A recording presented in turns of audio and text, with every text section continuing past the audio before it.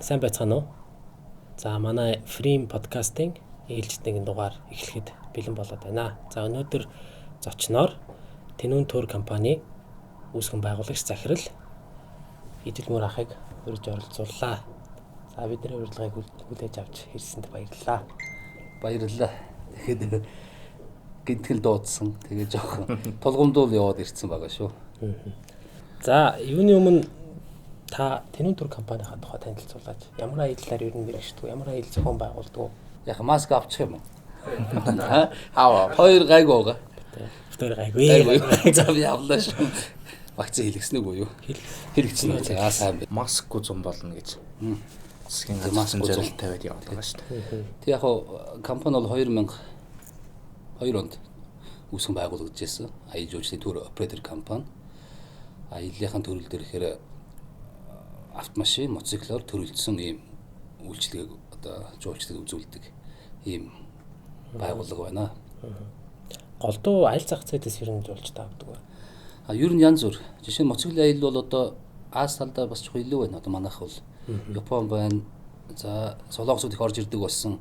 Вьетнамд бол нэлээд сайн аялаад одоо бараг 4-5 жил болж байна. Мэдээж тэгээд ер нь бол яг тэр орны зах зээл гэх юмгүй ер нь мотоциклчид бол ер нь хаанаас ирээд нэгдээд л ингээд аялж идэг тийм одоо аялалч бас байна. Машина өөрсдөө ч олоод явдаг аяллах юм бол ихвчлэн Европын орнууд бас л ирдэг. Израилууд бас байна. Энэ төрлийн аяллууч нь бол одоо экстрем аялалдаа орж явж байгаа шүү дээ.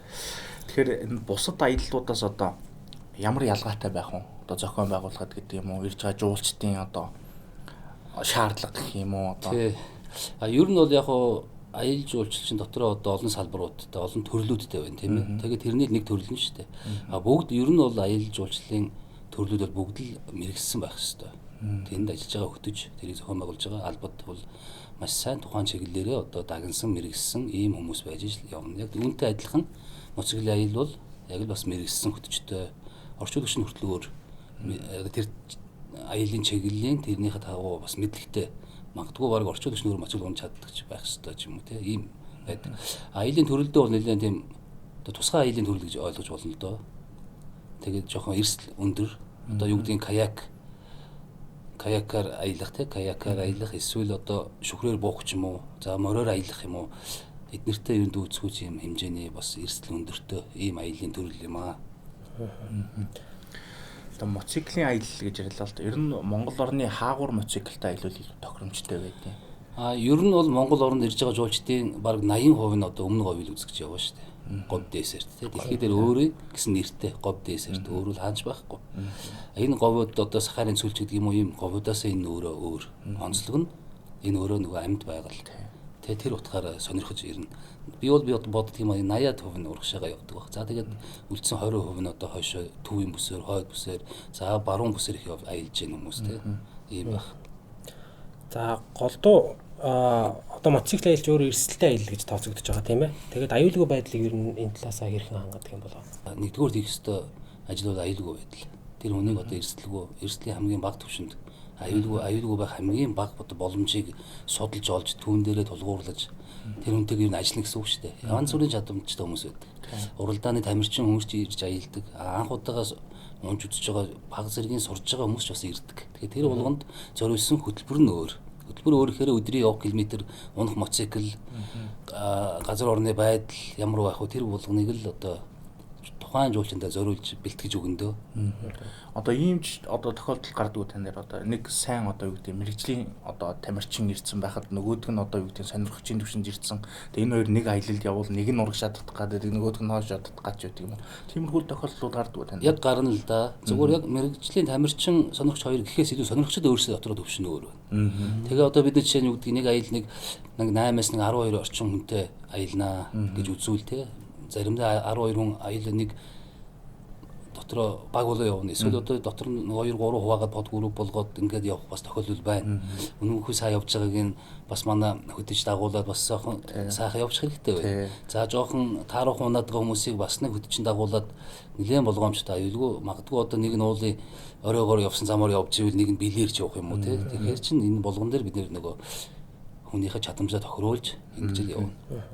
та түрүүн бас нөгөө self driving tour те машин одоо өөрсдөө ирээд бариад явдаг. Энэ төрлийн аяллыг зохион байгуулах үед одоо надад их өргөц санагдаж байна л да. Одоо жуулчааг өөрөө ирээд ерөнхийдөө бол бидний нэг ойлгодог дүр зураг байдаг шүү дээ. Жуулчаа ингээл арын судалж юм хажуу зорчигчийн судалж суугаад явдаг те. Энэ тохиолдолд ингээд жуулчаа өөрөө машина бариад явхад одоо яг энийг зохион байгуулахад яг энэний ялгаа нь юу онцлог нь? Тэс өөр. Жишээ нь зүгээр энгийн одоо бэсик аялын ч юм хүмүүс ирээд машин суугаад явна. Нэг цагээс нөгөө цаг рүү те. Тэр хооронд сайхан амарч явж байгаад унтж байгаа ч юм уу зураг авч байгаа ч юм уу явна. Дараагийн цаг дээр ирлээ үзнэ. Машин барьж байгаа бол моцгол унж байгаа жуулчд бол ерөөсөө тэр хоёр агаас бэцгийн хоорондоо бас адал явдлаа. Одоо нөгөө сэтгэлийн болоо би одоо таашаал аваад явж байгаа юм шүү дээ. Тэр утгаараа өөр. Бас л үзэх юм нь өөр. Жишээ нь юу гэдгийг жишээ нь баян цаг дээр очиход энгийн жуулчдад бол нэлээд одоо сонирхолтой байдлаар маш сайн ярих хэрэгтэй. Моцгодын жуулчд бол яг хөө ерөнхийд нь ярина. Гэхдээ яг хөө ярина л сонирхол ярина. Тэгээд тэрнээс илүүтэй одоо нөгөө бараг одоо тэр газар ямар байсан, тэр зам нь ямар байсан, сонирхолтой байсан талаасаа нөгөөдөл маань яриад эхэлнэ. Ер нь. Ерөнхийдөө одоо энэ за машинтай аялал, за моциклтай аяллын үед хөдөж тогооч бас явах үедээ явдаг баг.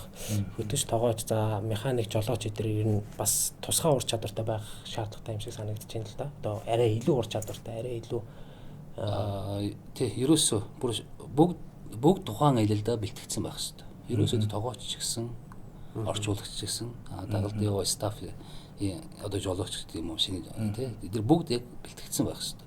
Жишээ нь тогоочлоор авъя л да. Юунаас өөр юм тий. Энэ өөрөө ингээд нөгөө экстрим тэгээд ийм одоо биений хүч шаардсан юм байна шүү дээ. Маш их энерги зарцуулж явж байгаа байхгүй. Тэгэхэд тэр хүмүүс чинь ингийн хоол идээд явах нэг өөр. Дахиад жоохон одоо хүч сэлбсэн хоол ундаар бас дайлаад ингээд явах бас өөр. Тэр утгаараа ер нь жуулчны баазууд дээр очино. Өдрийн 3 хоол байгаа шүү дээ. Өглөө өдрийн орой хоол идэнэ. Орой хоол бол стандарт яг одоо хүний хэмжээний хоол явж байна. Гэхэд тэр дээр нэмээд моцглын ажиглахад моцглын аялынхан бол тэрнээс арай илүү одоо идэх ч юм уу те ингээд шаардлагатай байна те тэрийг бас бид нар бодолцох хэрэгтэй.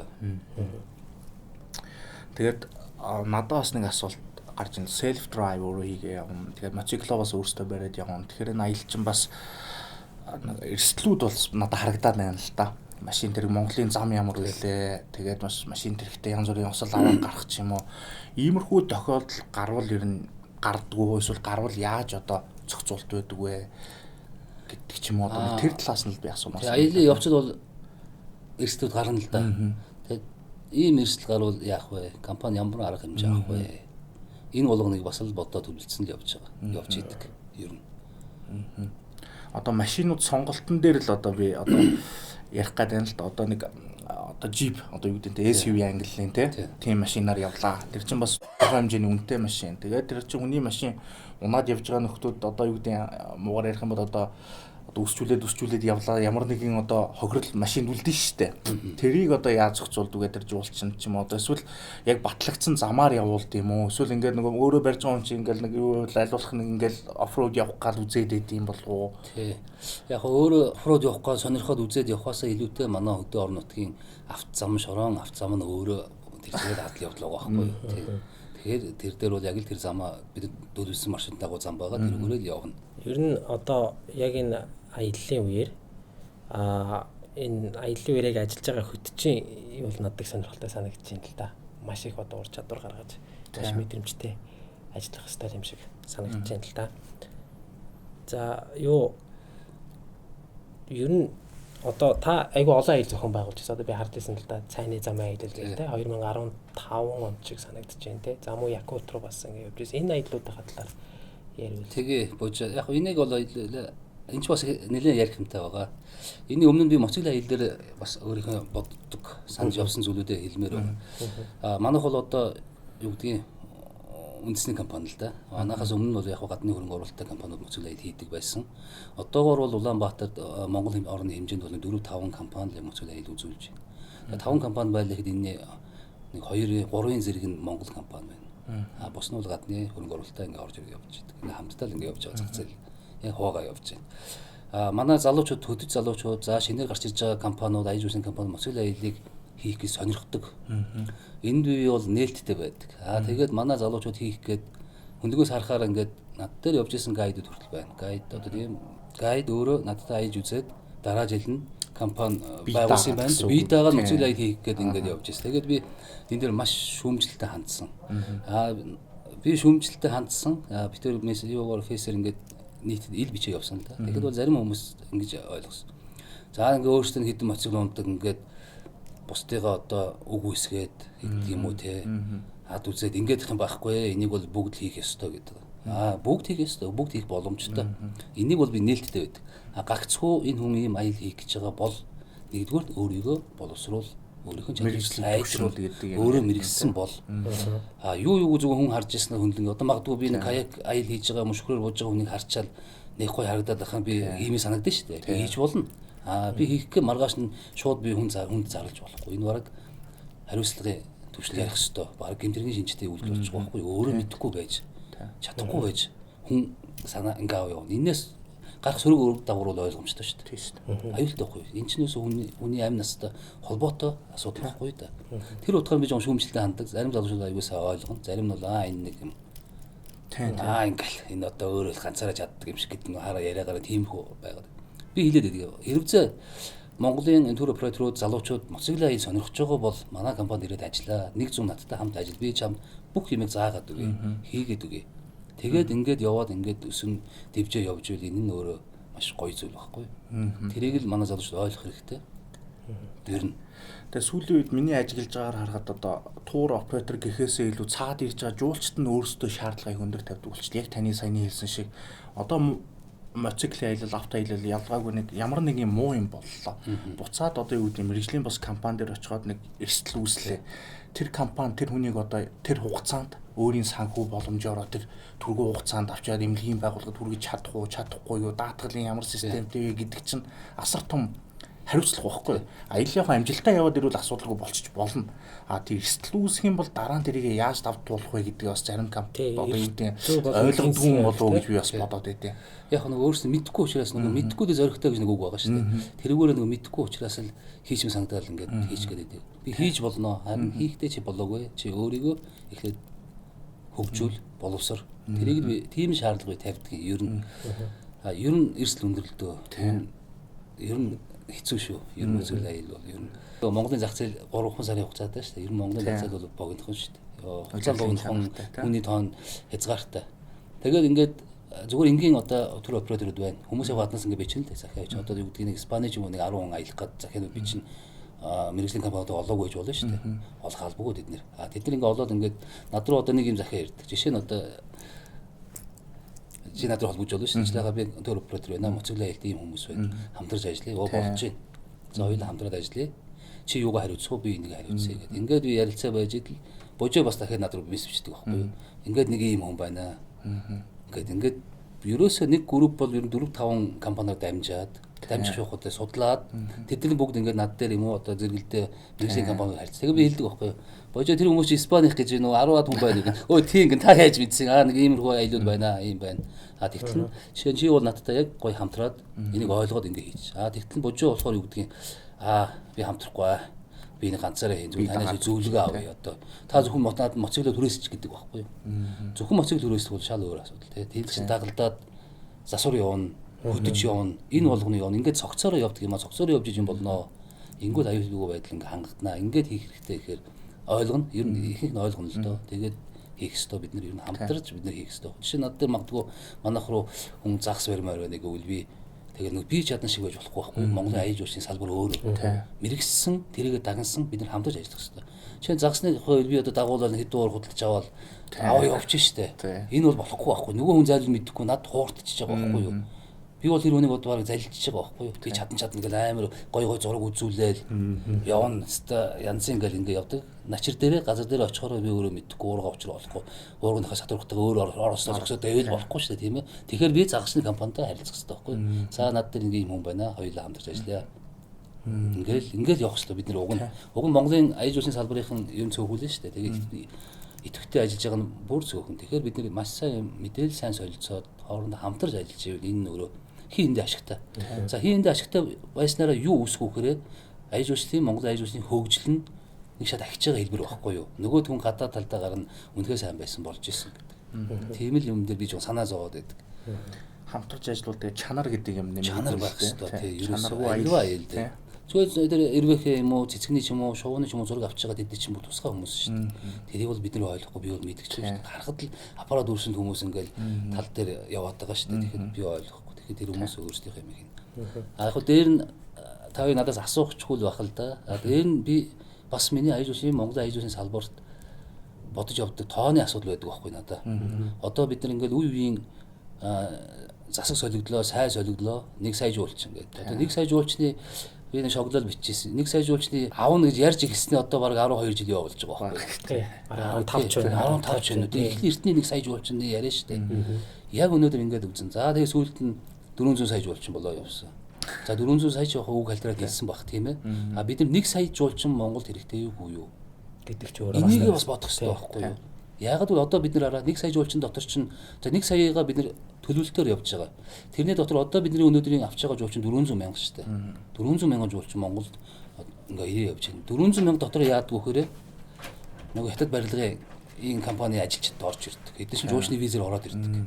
За эдгээр тоо нэмээ явчихна. Оросууд бас байна. Ингээд янз бүрийн хүмүүс байна. Нөгөө яг жуулчнаар ирж байгаа нь 400 мянга дотор яг жуулчлаа яг цэвэр жуулчнаар ирж байгааг хэдвэ. Энийг бид нар өнөр гаргаж чадаагүй байгаа шүү дээ. Хамгийн сүүлд нь 2 жилийн өмнө аяж усын холбооныхон тур оператор компаниудтай хамтраад хэд хэдийг хэсэг болгоод явсан. Тэр дээр нэлээд бодиттой нэг тоо гарсан. Хамгийн сүүлийн одоо 3 жилийн өмнөх тоогоор жилийн яг цэвэр жуулчин 180 мянга л гэсэн тоо байгаа байхгүй. 180 мянган жуулчин авдаг юм байна. 103 сар шүү дээ энэ үндсэндээ тийм ээ. За 180 мянган жуулчин аваа явж байгаа идэвхтэй үед одоо энэ ханиаднаас өмнөх одоо идэвхтэй жилүүдэд 180 мянган жуулчин маань өөрөө одоо бидний нөгөө байгалийн зохицуулалт газрууд дээр бараг даас нь хэтрээд байгаа байхгүй юу? Та нар ажилласан уу? Одоо өрхний хүрхрээ байна тий. Ойр хавьд талхалгдсан. Тий. Одоо нөгөө хэцүү хад бас байна. Хэцүү хад байна. Ёлын ам байна. Одоо ингээд вагон шиг алхаад ийшээ 3 км алхаад ийшээ 3 км ингээд ерөөсөө нэг юм цуваа явж байгаа шүү дээ. Энэ өөрөө нөгөө байгалийнхаа бид нар онгон тагшин байдлаа алгадуулах дээрээ одоо өнөөдрийн бидний авч байгаа жуулчдын хангалттай байгальтай сөргөнөл үзүүлэхүйц хэмжээний болчиход байгаа байхгүй юу. Тэгэхээр энийг бид тооны араас хөөцөлдгөө, чанарын араас хөөцөлдгөө бид нар бодох хэрэгтэй. Надад нэг асуулт одоо юу гэдэг нь юу байна л да. Одоо бид нар ингээд аяж улсын салбарт ажиллаж байгаа. Тэнгүүд хүн болгон одоо юу гэдэг бид нар ингээд тооны хойноос бишээ, чанарын хойноос яа гэсэн юм яриад байдیں۔ Ер нь аяж улсын салбарын тэгсэн хэрнээ төр нь яагаад дандаа ингээд тооны хойноос яагаад байдیں۔ Эсвэл хоорондоо ингээд уйлддаг юм уу бид нар эсвэл одоо юу гэдэг нь бүр тусдаа ингээд хоёр чиглэх гэж байгаа юм шиг санагдаад байна. Миний саяны энэ үзэл гэх юм уу санаа гэх юм уу. Би бол одоо 5-аад жилийн өмнөөс л ярьсан. Чанартай жуулчин байя. Магадгүй чанарын гэдэг үгийг би Монголын аяж улс руу ийм үгийг би оруулсан байж магадгүй.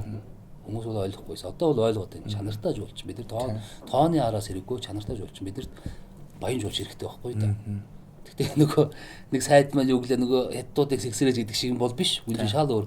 Яагаад би энэ чанартай жуулч хэрэгтэй вэ гэхээр бидний ирж байгаа тэр 180 мянган жуулчин чи яагаад 180 ирээд байгаа. Энийг тоо гаргахад маш амархан. Бид нар онгоцоо бодоод Бээжин рүү хіднес чинь, Сөүл рүү хіднес чинь онгоцныхоо нэг 250 суудлаараа үржүүлээ бодоод тэрний Монгол нь хэд байх юм. Ингээд гарган заяа. Богоон хэд орж ирэх юм. Автозамаар хэд орж ирэх юм. Ингээ гаргаад ирвэл Монголын жуулчдын тоо хязгаарлагдсан л байхгүй юу? Цаана ирэх гэсэн магадгүй 180 ирээд энэ цаана 20 мянган жуулч ирж чадахгүй байгаа байхгүй юу? Тээврийн асуудлаас болоод даацсан хүрэхгүй. Тэгэхээр бид нар нэгдүгээр энэ нислэгээ яг нэмж болно.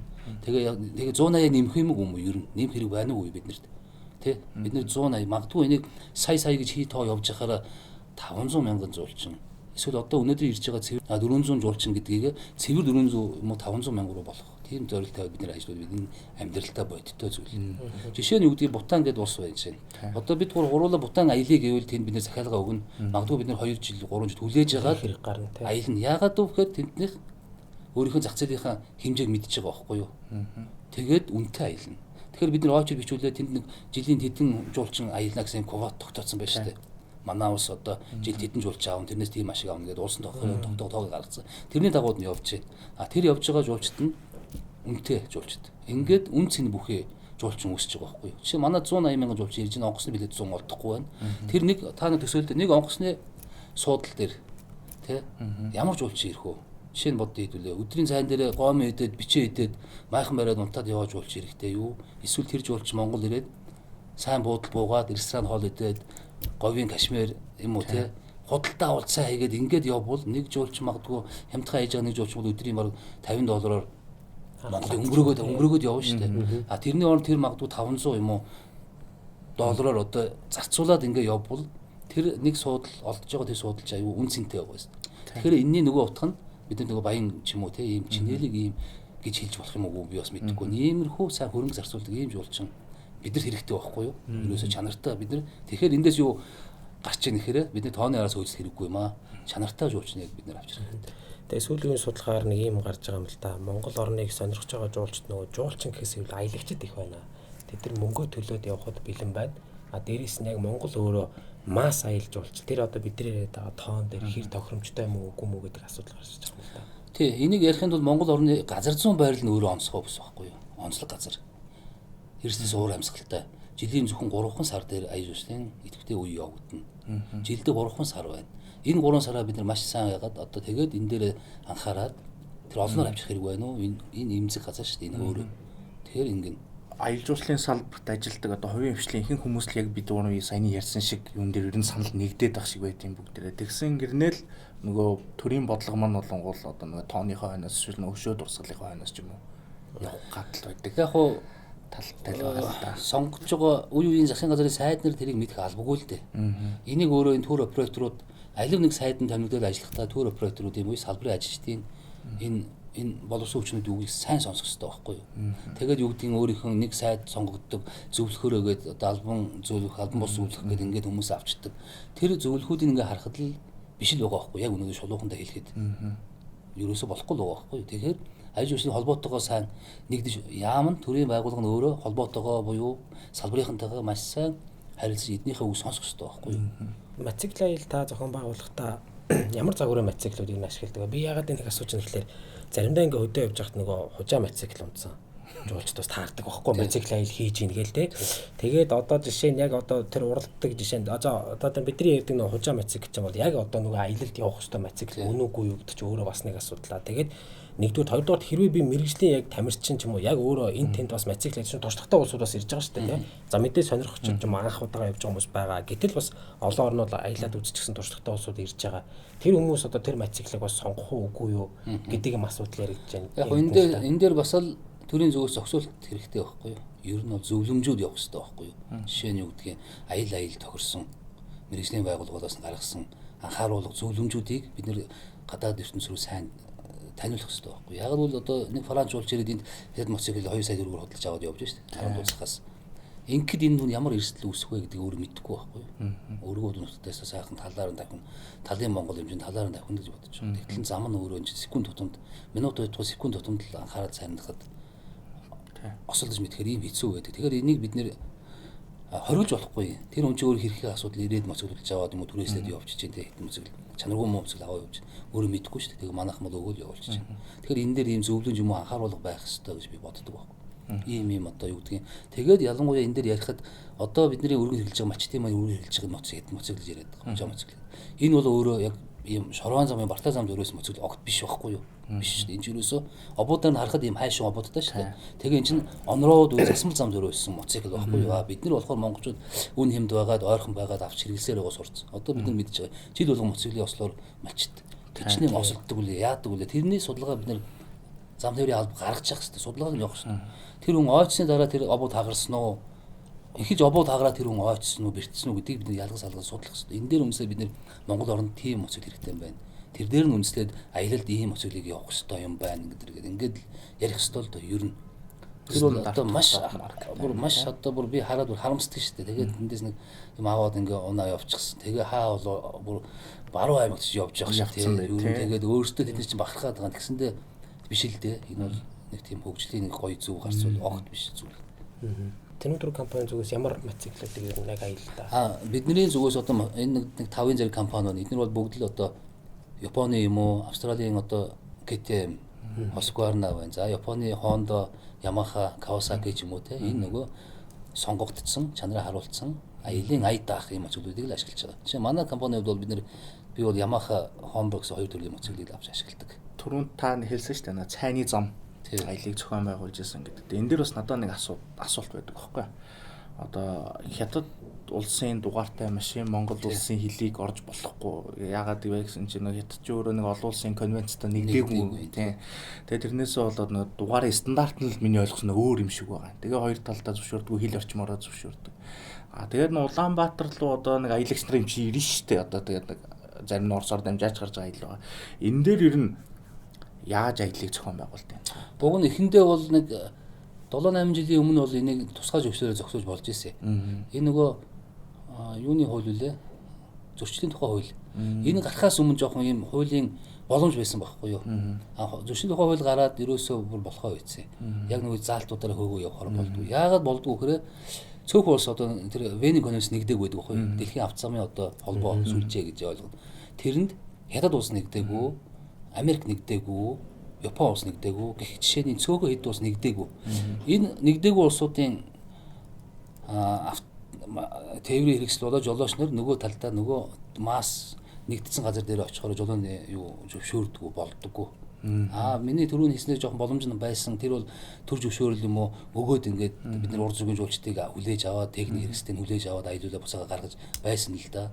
Тэгээд хуулийн талаас болохоо байсан. Хоёрдугаарт нь тэр нэг энэ манай Улаанбаатарын Сүхбаатарын талбай дээр нэг хятад дугаартай машин гарлаа гэд нөгөөдөл маань ирчээд бас нэг жоохон жижигхэн сахилга гутцсан. Тэгэнгүүт нөгөө монголчууд маань муу хужаа гэд ингээд дургуг нь хүрэгдсэн. Тэр утгаараа ингээд бүр хаагдчихад байгаа. Тэр тэгтээ бас жоохон одоо юм марлаа гэдэг. Манайхаа одоо Эвлийн цомхгийн дор машинтайгаа очиж зураг авалчмод бүгдээрээ баярлдаг хэрнээ. Бас Монголын бахархал болсон газар нэг хүн бас энийг би бодсон юм хятад жуулчдын ингээд зөвшөөрөд оруулаад ирвэл яг хоёр талтай сайн тал. Муу тал нь байна шүү дээ. Зөвшөөрчих юм бол одоо зүгээр манай Улаанбаатараар гүмхэд зөв хөдөө орон нутгаа зөв баахан хятад дугаартай машинууд хятад жолооч нар ингээд бүр зүгээр бүр эмх замбараагүй байдал үүсчихнэ. Тас хориглоод байхаар бас хэцүү байна. Нэг талдаа тэнд нь зах зээл байж байгаа байхгүй. Бид нар аяжуулгын тоог нэмэх гэдэг нь шүү дээ. Сая болгочих сая дотор тоо нэмэх гэдэг. Яг үнэндээ хэлийн цаана хятад байгаа машинаараа юм уу өөрийнхөө одоо нөгөө кампер машинаар, автомашинаар, моциклоор аялье гэсэн мянган жуулч хүлээгээ байж хятад. Монгол та нар аялуулж чаачаа гэд байж байгаа. Бид нар бол хууль дүрмийн хувьд болохгүй. Тэгээ ингээд нэг эмзэг сэдв, эмзэг асуудал байгаа л гэдэг. Хүлээгээл хятадууд маань. Уг нь зөвхөн миний бодлоор энийг их зөв зохистой шийдвэрлээд онцгой хэдэн тэр яг нэг зөвшөөрөл авсан хэдэн компаниуд нь онцгой байдлаар нөгөө хавтгааруулж болохгүй. Хавтгаар чинь бол тэгээд одоо тэрээр нэг хятад машин болчихно би түр хэлсэн. Тэр болохгүй. Тэгээ энийг тодорхой хэмжээнд хяналтайгаар ингээд хийгээ явуул бидний чинь явъя гэдэг ингээд хүсэлттэй. Манайхаар зогсохгүй Орос руу гараа явъя. Орос нь бол яг зөвшөөрөөд идэг юм шиг байлээ шүү. Тэгтэл манайх ингээд хоригдож болдоггүй. Ерөөсөө болдоггүй. Казахстан л бас гараад байгаа шүү тий. Би яагаад ингэж асуусан бэ гэхээр бас л одоо яг таны хэлдэг шиг нөгөө хятад жуулч нөгөө одоо орчин үеийн чинь нөгөө машины чинь техник юунаар сайжирсан одоо лаглаг машинууд чинь нөгөө клабууд гэж байдаг шүү дээ. Одоо Raptor клабийнх ингээл хятадтай. Тэгвэл тэд нар чинь нөгөө одоо яг манай энэ урдхантай Алшаа гэдэг байгаа шүү дээ өвөр Монголын. Тэн чинь бас манайхантай адилхан тогтцтой. Тэн дээр ингээд нөгөө одоо манайхаар ярил юу гэдэг юм те уулзалт юу ингээд болоод тэгээ бид нар нэг ингэж цугласных бид нар бөөндөө бас нэг ингээд өөр оронд очиод үзчихмээр байна гэд бас нэг тиймэрхүү интервьюнаар байдаг байхгүй. Би дахиад хэлье. Хятадаас аялгсан аялын мянган хүмүүс олон жил хүлээгээ байж байгаа. Энийг магадгүй зуны 3 сарда тохируулаад би түрүү ярьсан шүү дээ. Бутантай адилхан бид говоо тогтооч хэл доо. Тийм биз дээ. Жил 100 за мянган автомашин. За 500 моцикл 500 машин оруулнаа. Нэг орж ирсэн машин 10 хоногс хэвтрэхгүй. За тэр болгоны үнэн тийм байна. 50-д өгöd төлөөд ороод ирнэ. Энэ улс эдийн засгийн нэмэртэй зүйл шүү дээ. Болохгүй юм байхгүй бид нар чинь. Тэгээ нөгөө манайх ингээд нэг талаар нь туушууж ойлгоод ерөөс. Уг нь яг цэвэр жуулчд бол одоо аялаас орсон байгаа шүү дээ. Тэгээд сүүлийн жилүүдэд дэлхийн аялал жуулчлалын зах зээлийг хятадууд л одоо төрөөд ороод эзэн төрөөд ороод ирсэн. Аялалдаа тодорхой хэмжээний мөнгө зарцуулна заа юу. Хятад жуулчид онцлог нь байд юм. Ийм мөнгө зарцуулсан байлаа гэхэд худалдаа авалтандаа бүр ийм зарцуулдаг юм байна. Бүр тэр онцлог авах. Тэгэхээр бид нар нааш авчмаар байна. Энд одоо энэ олон сайхан бараа бүтээгдэхүүн бас худалдаалмаар байна. Уг нь хэрэгтэй. Яг дэргэд ингээд хаалга тогшоол байгаа. Бид нар хаалга хөгжчихэл байгаа л. Тэгсэн мөртлөө тоогоо нөсгөн гээл.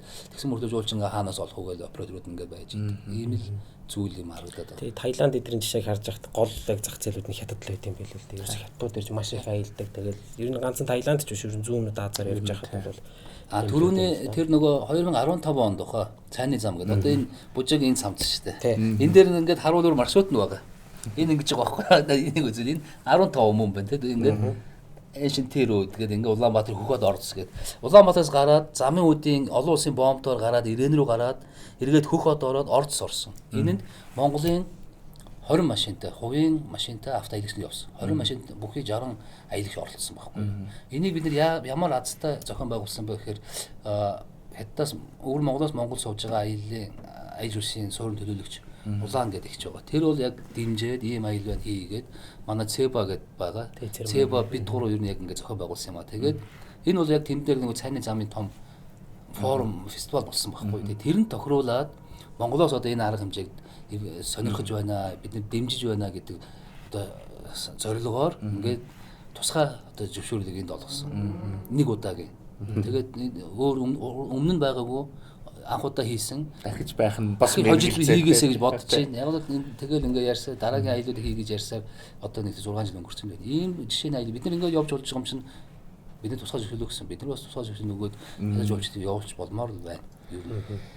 Бас нэг асуулт гарч ирж байна. Мотоцикл босыг адилхан шаардлагатай юу? Адилхан номертой юм чинь одоо ер нь бол ингэн. Яг нь номерын стандарт бол янз бүр байгаа л да. Зарим жишээ баг Америкийн машины номер баг өөрсдөө өөрийнх нь тоо дүрсээ өчгөрөө баталцдаг юм байл шүү дээ. Жишээ нь I love Mongolia ч юм уу гэдэг байх юм байл шүү дээ. Тэг шиг номерондоо биш байгаад байгаа. Техникдэж биш байгаад байгаа байхгүй юу? Ерөөсөө нөгөө тэрийг жолоодох эрхтээр асуудал үүсээд байгаа байхгүй юу? Эрхийн асуудал. Жишээ нь хятад машин Монгол ороод ирж болно. Магадгүй гаргалгаа нь хятад машин Монгол орж ирж болно. Жолооч хажууд суу. За чи хойшоо суу. За наадах чи Монгол хүн барина. Монгол жолооч. Монгол өмнөх Монгол хүн барина гэдэг нөгөө машиныг унаад ингээд монголоор нэг аялуулж нэг болох юм ер нь. Тэгээд яг хөө техник аливын техникүүд хоёр улсын хил амжихтаа нөгөө даатгал юм уу одоо үнэлгээ нөгөө ингээд юмуд байгаа л да. Одоо бид нар бол одоо жишээ нь Орос руу ингээд их асуудал гараад идэг штэ. Машиныхаа гişлийг үзүүлээд гараа явж байгаа. Өөр улс орнууд бол тэгж хоорондоо тэгж амар гарахгүй. Жишээ нь манай хил дээр Германаас ирсэн машин хоёрыг оруулахгүй. Яг л энэ нөгөө айлын барьцаагаа төлнө. Орос улс, Монгол улс хоёр тийм хөнгөлөлтөй нөхцөлөд тийм гэрээ хийсэн юм байна. Харилцан хоёр биенийхээ машинуудыг гişлэгээ буюу техник бүрэн бүтэн байдлын үзүүлэлт гаргачнаа. Бусад орныхын үед одоо барьцаа үлдээ шүү дээ. Хоёул одоо хятад аялыг бол машиныхаа өнгөтэй дүүцэх хэмжээний мөнгө үлдээгээд энд одоо худалдаа ажлын танхим дээр тийм алба байж байгаа. Энэ дээр бид нар мөнгө төлөө даатгалаа хийгээд ингээ барьцаа үүсгэж бид нар нөгөө уус хооронд аялдаг юм байлаа л дээ. Хятад Монголын хооронд бол тийм байхгүй. Нөгөө саяны асуудал яригдана. Одоо бид нар ингээ мотоцикл аялал одоо авто аяллаар ярьлаа. За монголчууд энэ аялал дээр нь хэр ханддаг. Ялангуяа одоо дотооддоо мотоцикл түрээсэлж унах ийм зүйл байдаг уу? Сүүлийн 3 жил бол их идэвхтэй болсон. Одоо та нар анзаарсан ш налах явах замд байна, тэржийн замд байна, мотоцикл унуулж байгаа юм залуучууд байж байгаа. Аялал өдрийн аялыг зохион байгуулад ингээ явж байгаа. Энэ бол яг нөгөө хөгжлийнх нь хэлбэр л яваад байгаа байхгүй. Өнөөдөр мотоцикл унах гэж сонирхож байна. Маргааш Монгол аялагчдын шүхрээр боохыг хүснэ. Тэрний дараа одоо хөсгөлийн доогуур дайм шумбаж бас болно тийм үү. Ингээд энэ чинь яг л хөгжлөл гэж би харддаг юм. Якут руу тийм ээ. Аялал зохион байгуулж байгаа. Та тэр талаараа бас бидэнтэй хуваалцаач. Якут руу одоо би 2016 оноос эхэлж аялсан. Би бүр 5 жил мөрөөдөж байгаад аялсан Якут. Ягаад нэг миний сэтгэлийг нэг л татаад байсан, аялсан. Одоо би жил болгон 2-3 удаа аялж байна. Зүгээр л өөрөө сонирхлын. Тэгээд би нэг жижигхэн баг бүрдүүлээ явж байна. Энэ хүмүүст би таниулах юмсан. Тэгээд Якут орны сурталчлах юмсан гэж ингэж явж байгаа. Нодлон гэх жишээ нь би автомашинаар явсан талдаа 3500 км ямар ч асуудалгүй ингээд аялаад ирж болж байна. Якутууд өөрсдөө монголчууд хэлэхтэй. Ер нь бидний ус агаар бол нэг гэж нэг талаасаа үзсэн. Ер нь бид нэг юм тэгээд царай зүсч гисэн төсөлөө. Тэгээд ер нь ингээд уулзахад нэг холын садан төрлүүд уулзж байгаа юм шиг тийм нэг гоё тийм уур амьсгал. Одоо бид өөр Монгол руу аялал гоё шүү дээ. Өөр Монголын өдөө нутгаар явж байхад ер нь өөр нутгийн аялалгаараа ярьсан Монгол улсууд те бид нэг Монгол гоё байгаа байхгүй юу? Би тэнд Монголоо харж баярлалдаг. Ер нь тэрнтэй дүүцгүүц Якут бас тийм сонирхолтой орон. Сонирхолж хэлэхэд тэр Якут одоо хойшоо Сибирь шүү дээ тийм зүүн хойд. Энэ том нутгийн Оросын том нутгийн зүүн хойд хэсэг шүү дээ. Яг Чукча бол биш юм байлээ л дээ. Манайхаа Чукчаг нутаг гэдэг. Камчатк гэдэг цаатал нь дахиад зүүн хойд бол Якут байна. Тэрний дахиад зүүн хойд хажууд хязгаар нутаг Камчатк байна тийм. Тэр хэсгийг бол яг жинхэнэ Чукчанаар байх юм байлээ л дээ. Ер нь. Тэгээд газар нутгийн сонирхолоход Монголоос нэг дахин том газар нутагтай. 3 сая км газартай. Хүн ам нь Монголоос 3 дахин бага. 1 сая хүн. Их сонирхолтой. Тийм өргөн удам нутаг дээр 1 сая хүн байна. За бас сонирхолтой. Манайх 3 саяхаа 1.5 сая нийслэлтэй байгаа. Якутад бас яг Якут нийслэлдээ 500 мянган байж байгаа. Бас ихтэй үнэндээ л тийм онгон зэрлэг газар байгаа даа. Ерөөсөө. Тэгээ бид нар ч Орос руу гэхлээр л Москва, Питер, Ирхүү гэж ярьдаг штэ тий. За эсвэл Екатеринбург. Якутыг ер нь баг хүмүүс ярьдаг. Тэгэхээр маш сонирхолтой аялал бас байж болох ба. Үнэхээр сонирхолтой. Надтай хамт аялсан хүмүүс дор хаяжныг удаа дахиж явж байгаа. Хөнгөд аялаа тэрний өөр улс орн сонирхож болно шүү. Тэр хөнгөө би дахиад аялаа ижлээ. Гоё байсан шүү үндэ. Таалагдсан. Бүх юм нь гоё. Та төсөөлөхгүй ерөөсөө хүмсээ захаар нь орё. Ерөөсөө тэгээд загас 10 төрлийн загас байна.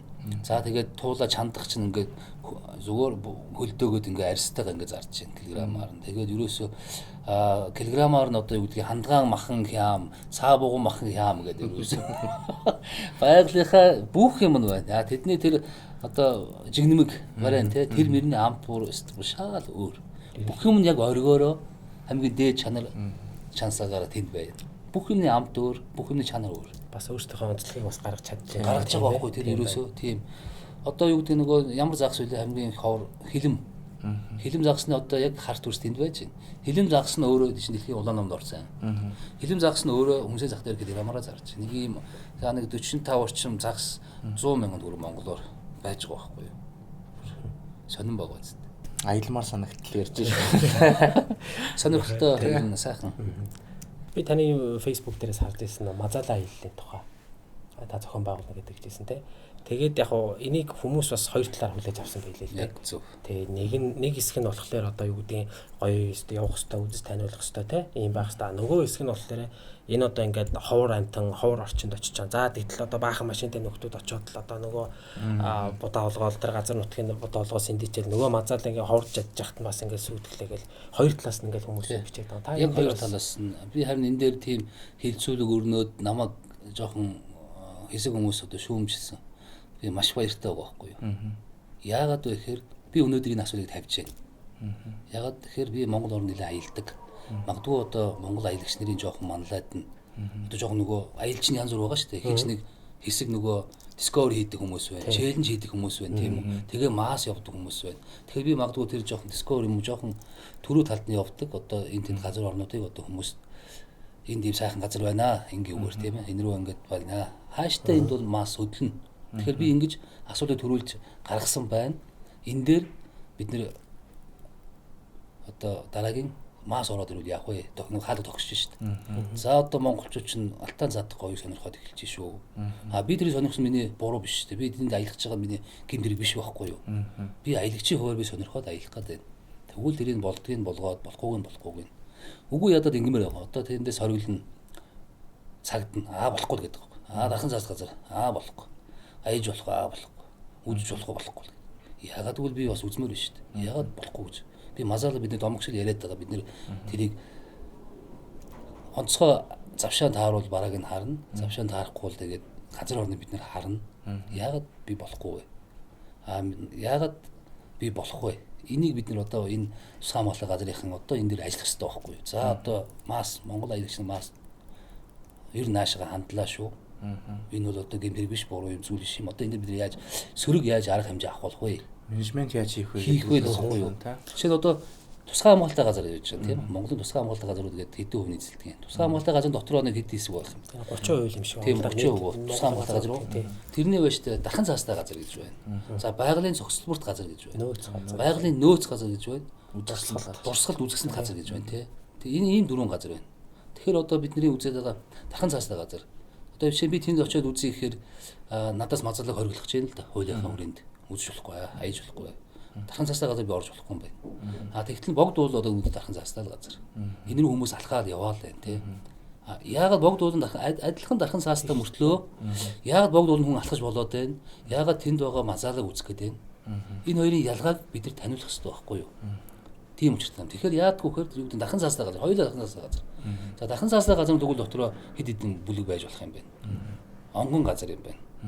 Хамгаалтын бүстэй газар, онгон бүс юм байна. Хамгаалтын бүс байл, хязгаарлалтын бүс байж байгаа байхгүй юу? Энийг одоо бид нар тайлбарлаж хэлэх хэрэгтэй байна шүү дээ. Хэрвээ тэр онгон байвал аяж болохгүй би явах гэдэг би зүтгээд их байхгүй шүү дээ. Болохгүй нэ. За болж байна. Энүүгээр дамжаад миний араас мянган сонирхогч гарч ирнэ.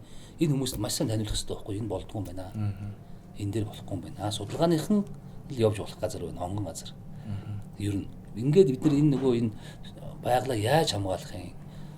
Зүйл заал санкц нь юу гэдэг гэдгийг бид нар одоо аялагчтай таниулах хэрэгтэй байхгүй юу? Хан заа одоо жишээ нь юу гэдгийг богд ууланд ягаад хүмүүс алхаад байна гэвэл энэ өөрөө хязгаарлалтын бүс авцсан газар юм байна л да миний ойлгосноор. Хязгаарлалтын бүст бол хүн алхаж болно, аялж болно, янз бүр байж болно.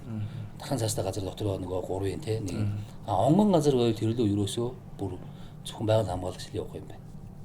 Тэм шинжилгээ. Хамгаалтын бүс гэвэл ямар байх вэ те? Хамгаалтын бүс байвал одоо бас тодорхой хэмжээний жоохон байгалийн нөгөө ургамлын нөгөө амьтны энэ одоо үржигтэн зориулж одоо юу гэдгийг хоол ундын тавьж өгөх юм уу юм зөвшөөрөлтэй байдгийг байна л да. Би бол мэдэхгүй шүү дээ. Энийг бол яг та нар магадгүй дараагийн дугаард яг энэ тусгай хамгааллын газар Монгол хүн хэрхэн яаж аялж болох вэ, болохгүй вэ гэдгээр бүр яг мэрэгжлийн үнийн авч тавих юм бол энэ бол маасыг хамарсан, маасад маш том соён гүйцэтгэх ажиллагаа байхгүй да. Тийм биз дээ ерөөсөө. Би өнөөдөр энийг мэдэхгүй байгаа миний буруу биш. Эдгээр сайн тайлбарлаж бидэнд ойлгуулах хэрэгтэй. Нөгөө талаас бид нар Мазалаг хамгаалаад байгаа. Олон жил хамгаалаад. Одоо Мазала бол өнөөдрийн байдлаар нэг 37, 8, 36 ч юм уу байдаг юм байлээ л дээ. Өсдөгдөө юм байлээ хөрсдөө тий. Маш хэцүү байдаг байхгүй юу? Аль хэдэн жилийн өмнө 30 хэд байсан. Ер нь 80 90-д онд 25 байсан гэдэг байгаа байхгүй юу? 90 оноос 25-д шин дахиад одоо 30-аад жил болж хахад 25-аас одоо 35 гэж бодъё л да. 30 жилийн хугацаанд 10 тоо толгоор өсөж штэ тий. Энэ өөрөө маш баг дуусч байгаа, бүр устгаж байгаа бүр эмзэг. Би энийг бол аюул сонирхсан. Тэгтэл нь ингээд байгаа. Тэнд одоо нэг хятад биш. Америк нэг өвгөн байна. Тэг Мазала дэлхийн Мазала судлалын хүн тэтгэвртэй гарсан юм байна. Тэгээд өөрөө тэтгэвртэй гараад өөрийнхөө одоо би үлдсэн амьдралаа Монголын Мазалад зориулнаа гэдэг өөрөө тэтгэврийн мөнгө хурааж хагаад жилдээ 5 сард ирдэг. Ирээ судалгааны ажил хийж байгаа явдаг. Энэ жил бол ирэхгүй юм байна тэр хүн. Ер нь. Тэр хүнгээ сэтгэл гаргаад ингээ яваад байдаг. Ер нь Мазала яагаад би өөрөөхөө л сонирхчийн хэмжээнд л мэдж байгаа ярьж байгаа шүү. Мазала яагаад ингээд Мазалад ингээд дэлхийн сангаас одоо ингээд мөнгө өгж болно шүү дээ. Хөрөнгө өгж болно өсөхийн тулд. Тэхийн тулд Мазала өөрөө ямар зүйлийнх юм, дэд зүйлийнх юм уу, ямар зүйл ингээд Мазалагийн өөрийн бүрэн судалсан байх хэрэгтэй байхгүй юу? Тэгсэндээ өнөөдөр жишээ нь тэрийг эцсийн бүлэгт гаргасан уу гаргаагүй би мэдэхгүй байна. Мазала өөрөө уртлын Тэншэн уулын цагаан хумст баавга юм уу эсвэл хойд Сибирийн хүрэн баавга юм уу тэр хоёрын ингээ хоёр баавга хоёр талд байгаад дунд нь Мазала байгаад. Энэ өөрөө бие даасан зүйл юм уу эсвэл урд Тэншэний уулыг дагсан цагаан хумстай баавга дэд зүйл юм уу? Тэрийг тогтоох хэрэгтэй юм гинэ.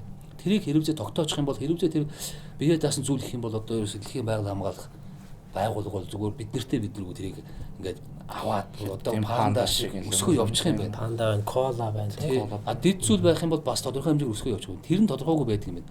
Би нэг 10 хэдэн он байна, 17 онд тэгж явж судалгаанд бовч уулзж ирсэн. Тэгэхэд яг тэгж ярьж. Тэгээд нэг монгол хүүхэн байсан. Тэр судалж ирсэн. Миний эрдэмийн ажил байгаа. Энийг ингээд хийн.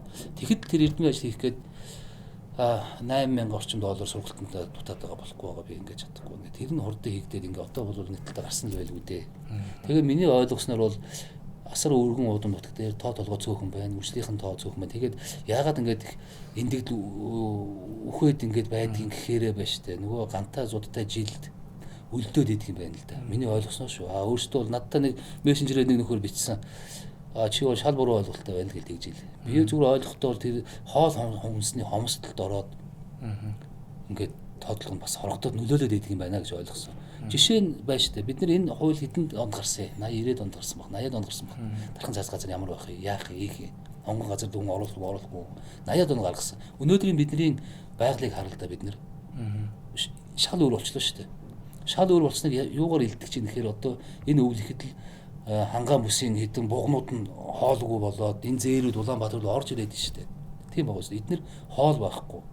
Нөгөө байгаль нь өөрөө ховсон өөрчлөгдөөд нөгөө зэрлэг амьд чинь амьдрахын ихээр одоо доошгоо уулнасаа бууж ирээд нөгөө аяж үйлчлэлийн ажлын баги гэдэг байгаа ч баги гэдэг найз байна. Тэр үр хангаар очоод тэнд бүр нөгөө машинтай өвс ачаад бүр уулын таг дээр гарч бууг тэр нөгөө аргал амьдтад хоол гэж өгч байгаа байхгүй юу?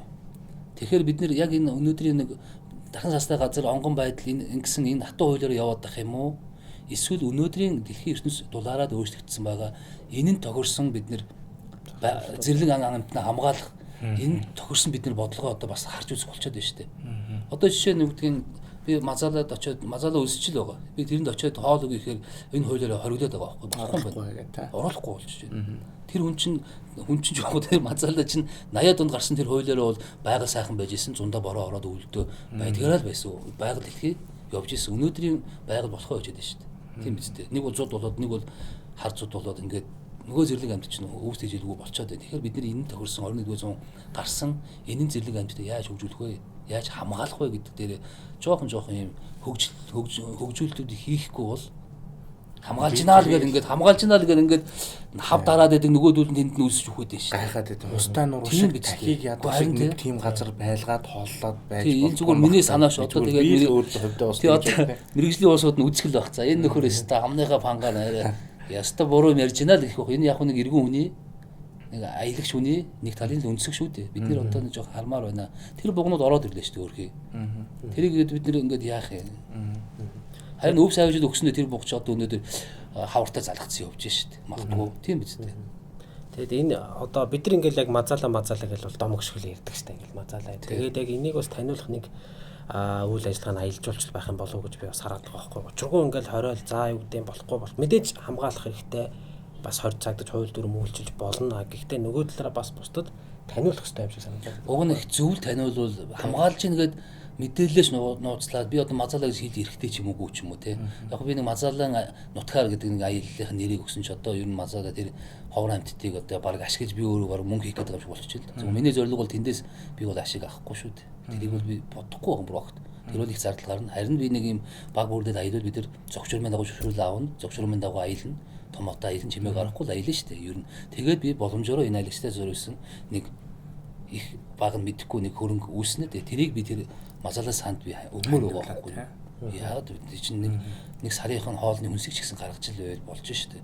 Тэрийг л зөв. Тэгтэл зарим тэгээд чи одоо тэнд очиод дархан цаас газар чи очиод өстой байгаль сүйтгэе нөгөө уул уурхаан хүн л очиод үрдтэй баллаа хайчих гэж бодоод байна. Тэгээ би хэллээ чи намайг тэнд байгаль боловсруулахыг би одоо чи намайг зөвгнөөд байна уу эсвэл одоо гүтгээд байна уу? Тийм биз дээ. Ягаад яг миний бодлыг ойлгохгүйгээр ингээд шууд эсэргүүцээд байгаа. Зөвлөд тэр хүн. Гэхдээ бас жоохон бид нар бодох хэрэгтэй баха. Энийг гоё хамгаалмаар. Панда чинь 90-ад онд энэ хорсны багуу чи 90-ад онд л 1000 тоол болгоо байсан юм байна лээ. Өнөөдөр 20-ад онд за 30 жилийн дараа юм уу? За тэгж 2000 оноос хойш ер нь яг хамгаалт авч өсгсөн гинэ. Орсон. Тэгээд 20 жил болж байхад тэгээд 20 онд 2000 онд 1000 байсан одоо 1800 байгаа юм байна. 1900 байгаа юм байна. 20 жилийн хугацаанд 900-аар буюу нэг дахин өсгөж байгаа байхгүй 20 жилийн дотор. Тэгэхээр бид нэр одоо энэ цөөхөн яг зөвхөн мазалаа гэж би яриад байна. Цаатал нэг говийн 6 амт байгаа шүү дээ. Говийн 6 амт шиг бүхэн байгаа. Автгаа байгаа. Ингээд амт 6 байгаа шүү дээ. Ер нь. Уг нь бол их л зөв ингээд сурталчлуул хүмүүс тэрийг хайрлаа шүү дээ. Заавал тэр нутгаар нь явна гэхгүй, заавал үзнэ гэхгүй. Зайнаас бид нэр хайрлаад иж болно. Бид нар мэдээлэлээс хангаад иж болно шүү дээ. Тийм биз дээ.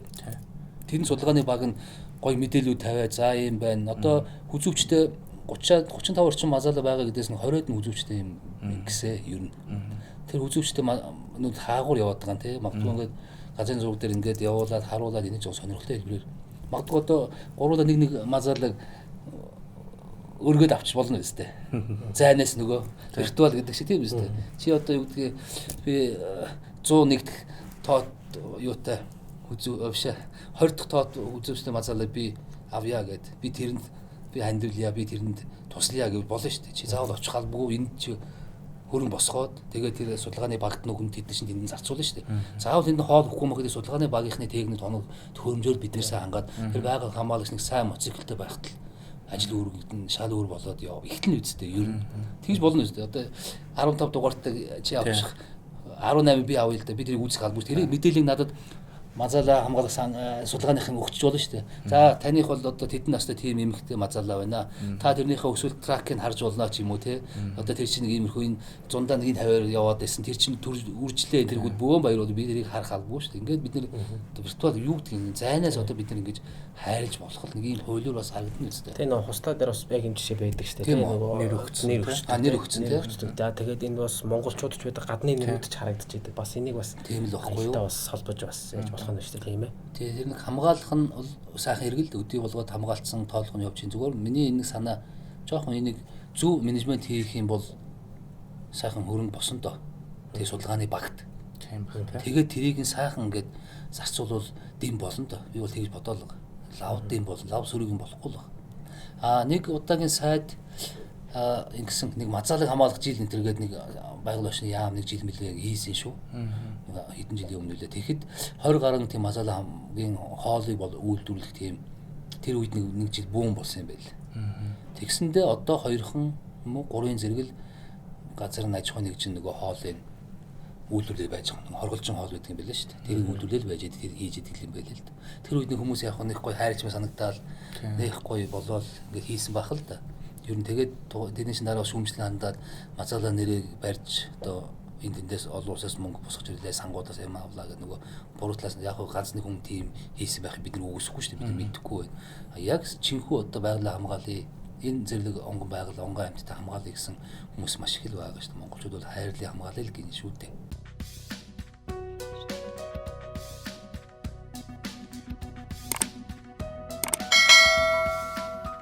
Та түрүүнд нөө хэллээ шүү дээ. Одоо Монголд би баг чанартай аялал гэдгийг баг таниуллаа. Тэр нь чанартай аялал, хариуцлагатай аялал, улам өргүү аяллаа гэдэг одоо бид нар чинь төрөл бүрээр л одоо зөв аялахыг уриалал байна л да. Энийний яг одоо юу гэдэг мөн чанар нь юм уу, цаад утга нь яг ямар аяллыг ирнэ зөв аялал, хариуцлагатай аялал. Миний хариуцлага, таны хариуцлага хоёр ондоо гэхээр одоо аялал жуулчдын нэгдсэн нэг юм одоо болох гэдэг шүү дээ. Эцсийн зорилго бол бид нар байгалаа хамгаалах шүү дээ. Тэрийг л олон өнцгөөс нь хараад л өөрийгөө яаж зөв хайтайхан авч явах вэ? Өөрийнхөө тархиталгоогоо яаж сайхан нутаг орныг үзүүлж баясгах вэ? Тэр тархиа яаж сайхан зөв баясгах вэ гэсэн үг шүү дээ. Тэгээ жишээ нь хариуцлагатай аяллаа хувьд хамгийн наазахын жишээ нь одоо хогны асуудал байна шүү дээ. Ер нь одоо өдөр орнотгоор аяллаа хэдэн сайхан зогсвол газрууд дээр бол хог бол тоймоо алдсан.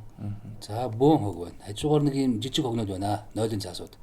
Одоо энэ цагаан сургууль дээр бол ерөөсө бут болгоны өрөөд нэг нойлын цаас хийсэстэй намираастай болцсон. Яаж ч нэг ажиглаад ахаар манай тэнд мэдээж нойл байхгүй байна. Тэгээ байгальд байж байна. Тэгээд хүн бий засч байна. Тэгээ бий заслаа гээд нэг нойлын цаас нэг алд бараг нэг метр урт цаасууд байна. Тэрийг одоо болмоор байна бид нэр. Хүн бий засаа тэр нойлын цаасаа ч гэсэн аваа явуулчихмаар байна. Одоо сүүлдээ би өөр одоо юм пинцептэй болсон шүү дээ. Тэгээ хүний өөрөө хамаагүй тэгээд нэг юм жоохон цаг гарах нэг зэг дээр жоохон зогсохоор нэг хогийн ут гаргаж ирээд нэг ойр хавь хэдэн цагаан цаас бол амар байна. Тэр хэдэн цагаан цаас. Тэгээд ингээд хүн өөрөө энэ хаяандаа сурандаа хүн өөрөө аялаад ирэхээр хогоо баг гаргана. Хог баг гаргана гэдэг чинь хүн өөрөө зөв зүйлд юмаа зарцуулнаа гэсэн үг. Одоо жишээ нь одоо би өөр дээр жишээ авахд би дотоод аяллахынтай нөлөөлөн ингээд хамт аялж явж байна. Өмнө нь бол бид нар одоо нэг аялал явлаа гэдэг нэг цаасаа бид нэг удаа цаасыг авдаг шүү дээ. За ингээд уутаар навнаа. За нэг унтаа ууснаа нэг усуулаа уулаа нөгөөтгөө бацлаа. Эхэндээ бол цаасаагаа бид нар баг эхэндээ ингээд хүн хүнд өгдөг байсан. За энэ ядаж өдөртөө эндээ хэрэглээ шүү. Тэгээд чинь өдөржин уусаар байтал өвтөд дуусч чинь тийм. Сүүлийн аялал би яадаг байсан гэхээр одоо аялагч өөрөөсөө аяга ав. Одоо Монгол хүн бол эртнээсээ бид нар хажуудаа аягны ууттай явдаг байсан. Энэ өөрөө одоо энэ халдварт өвчин тийм. Энэ халдварт өвчнөөс ч гэсэн хамгаална. Хог үүсэхгүй халдварт өвчнөөс хамгаална. Өөрөө ариун цэвэр хангаж байгаа байхгүй юу? Хоол боллоо өөрөө аяга гаргаж ирлээ. Хоолоо идлээ. Тэндээ цаасаа бид хийлгэх байж чинь. Дахиад дээр нь 500 г ус байна. Усны сав. 1.5 би ихлэ 500 авч явдаг байсан олон жилийн өмнө. Дараа 1.5 болсон. Одоо би сүүлийн 2 жил яаж ийм гэхээр 5 литр усны сав авч явдаг байсан. Том томоор нь. Тэгээд жуулчдаа юу захиж чинь гэхээр та нар тусдаа өөрөөс усны савтай болоо. Ав явчихаа. Тэгээ өглөө аяр эхлэхээс өмнө хөдөлгөөс өмнө 3-4 савыг гаргаад тавьчихна. Яг түүхэн нөгөө хүмүүс өөр их усны савнд дөргөд авчихна. Тэгээд ингээд суучихна. Эндээс сог гарах нь гарахгүй байсан. Юу ч гарахгүй болчихсон. Ерөөсөө цаасан аяр эрлээс би гаргаа хийчлээ. Цэвэр усны савны тэр нэг пластик савыг гаргаа хийчлээ. Тийм баг. Дахиад дээр нь аяллаа одоо машинууд манай аялагч залуучууд гоё болсон. Хойно нэг хогийн ууттай болсон шүү дээ. Машины ард тий. Ардаа ингээд явдаг болсон. Тэр флемсийн хийц өнгөөр гоё тавгартай хийсэн байна. Тэрд нь одоо би хүмүүстэй аялахдаа бүр хэлдэг болсон. Хогоо эндээ хийн. За нөгөө бизнес нь тийм үү. За нөгөө жижигхэн цаасууд үүснэ дээ. Тэрийг барьж ирээд тэнд нь би өөр ингээд юу гаргаад өгсөн. Тусдаа нэг юм коноптой цахилгаантай нэг хэсэг гаргацсан. Дотор нь уут хийцэн. Одоо бүр детачны ярьж штэ хүмүүс сурах гэдэг штэ. Тэгээд хүн очиод би заслаа цаасаа барьж ирээд нөгөөтгөндөө хийчлээ. Тэрийг машинд орж ирээд болохгүй гэж бас бохор. Тэгэхээр ингээд хийлээ хаялаа. Тэрийг оройд нь бөөнд нь ингээд аваад хогийн цэг дээр хаялаа. Болчихж байгаа үстэй. Хажууд нь пинцеттэй тэр савч хөгжсөн шүү дээ. Ингээ амархан онгоон пинцеттэй хогныхоо утаа хийчихдээ ингээ пинцет ойр хаваа түүлээ. Хүмүүс ойр хаваа түүв. Ингээд хийлээ боллоо. Их мэт энэ өөрөө ингээ хог бид нар баг гаргах те эндээс чинь их юу үүснэ, хэмнэлт үүснэ, аялж байгаа хүмүүс одоо хэмнэлт чухал шүү дээ. Тэр утгаараа хэмнэлтийн бүр мэдээлхүйс хэмнэлт эндээс үүснэ. За дээр нь Монгол аялагч нар хоолоо авч явахдаа Улаанбаатараас ихээр их хэмжээг нь авч явдаг. Энэ хүмүүсний аюулгүй байдал жоох нөлөөлөлт муудчихад талуунаар нь муудчихад байдаг. Говь төртөө аялахад 20 хоног аялах шиг говьор яваад хангаагаар яваад ирэх гэж байгаа залуучууд байсан. 20 кг махыг машиндаа хөлдөгчөндөө хийцсэн байгаа байхгүй юу. Ингээ боловсруулаад хэд хэдэн километрууд хийгээд хийцсэн. Аюул сайхан бэлдсэн бай. Тэгтэл нэг өдөө очиж нэг хөлдөгчн доголдод ажиллахаа үед халуунд хэцүү. Шөнөдөө гисч чоноод байд. Тэгээ яахаа мэдхээ байцаа. Тэр тэрний оронд борц авч яваад муудахгүй авч яваад тэрийг тгий авч явах болохгүй шүү дээ. 20 хил 40 хилж махаа. Тэрний оронд бид сум орон нутг дээрээ дайраа явахдаа сайхан шинэ хоньны махаа явуучих байхгүй юу. Тийм баг үс. Аймаг дайрлаа хүмүүсийн сах байж байгаа сумаа дайрлаа. Энэ нь өөрөө эргээд нөгөө бид нэр орон нутгад бас Улаанбаатарын аялагч нар орон нутгад хөрөнгө оруулалт хийгээл байгаа юм. Эндээс тэр заавал энэ нэг супермаркетаас тэр амар ихээр нь хайрцагт хийгээд ингээд машинаа ингээд дүүртэл ачаад хэрэггүй. Аялла 3 хаачих. 10 хоног ч явал 3 хоног орно. Аймаг хүмүүсээ аваад явчих. Энэ нь өөрт тань хэрэгтэй. Нэгдүгээр өөрөө чинь эрүүл мэндийн талаас баталгаатай найдварт бол хоёрдугаарт орон нутагт хөрөнгө оруулалт явж байна. Тийм л байгаа зү ер нь. За. Хариуцлагатай аялал тий. Хариуцлагатай аялал.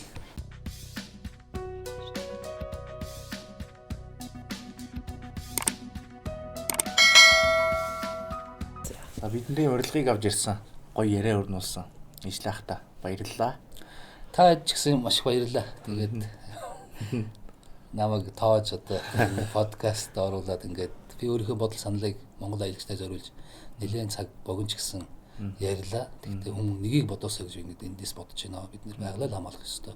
Зөв аялах ёстой. Хариуцлагатай аялцгаая. Монголчуудаа.